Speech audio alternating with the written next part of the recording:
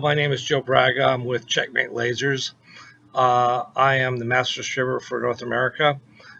For this test, we're going to highlight the Name It program to use in coordination with a Checkmate laser. So you're going to need to have your Xenetech draw open, and you're going to need to have CorelDraw open. And in this case, I'm going to open up my template. I've made a template here where I've made hearts for dog tags.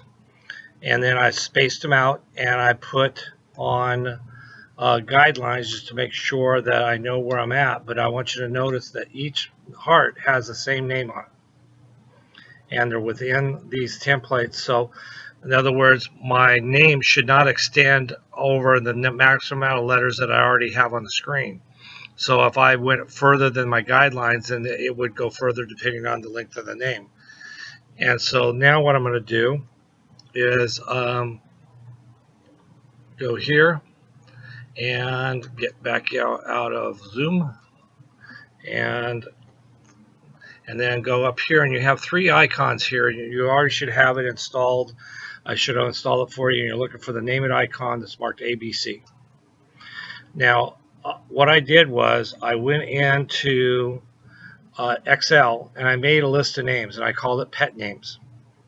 And there's 30 of them on here because there's 30 per sheet. Now, if I was to do more than 30, it would signature over to another sheet. But I suggest for this, you do 30 at a time. And then what I did was when I went to save it, I file, save as. Very important, save as.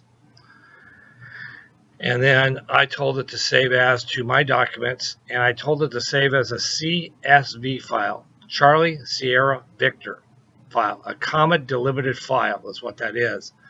And I saved it, and then so I minimize the screen here, and I go back over here and I tell it to load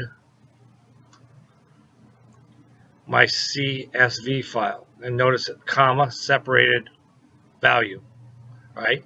So I double click on it, and now it's in here, and I tell it to ignore the first row, else I have the word pet names. I don't want the word pet names.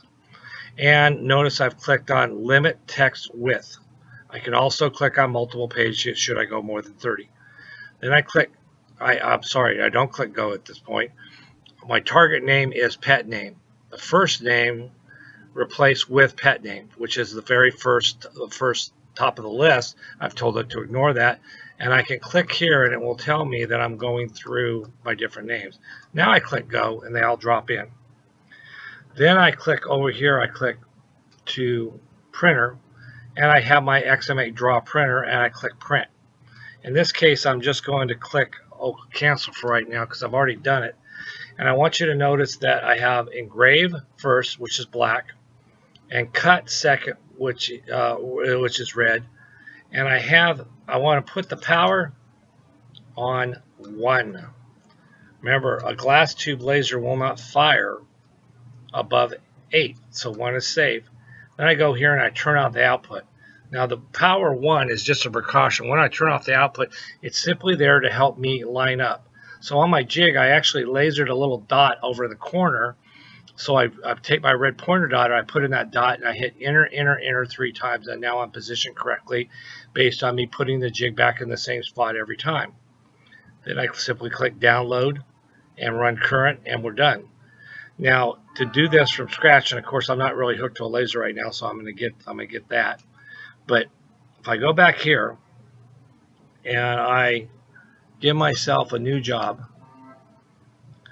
and I have a blank screen, I go back over here again and I'm going to reverse this again back to just my original template. And again, I'm going to go name it, have my file already set up. All right, this is already set up, all of it, name it to pet names. So name pet to pet names. File has headers, so skip that, and then limit text width and click go. Then click your printer, make sure you're on Xenetech Draw, you should be defaulted to that, and click this and it will drop on the screen. First thing I do is turn off the output and take the red and take it to the top, and take and make it engrave. Now, we'll always do this when you bring it over, but notice it maintained the power level. Now, what I'll do here on power is for engrave, I always want my scan gap line to be 0.8, and my power should be somewhere around maybe 40 tops, 40% power, and not faster than 500 on the speed for doing normal pet tags. And once you save that job, then you have it saved, so it will remember those power settings with the job. All right, thank you for that. Going on to the next one.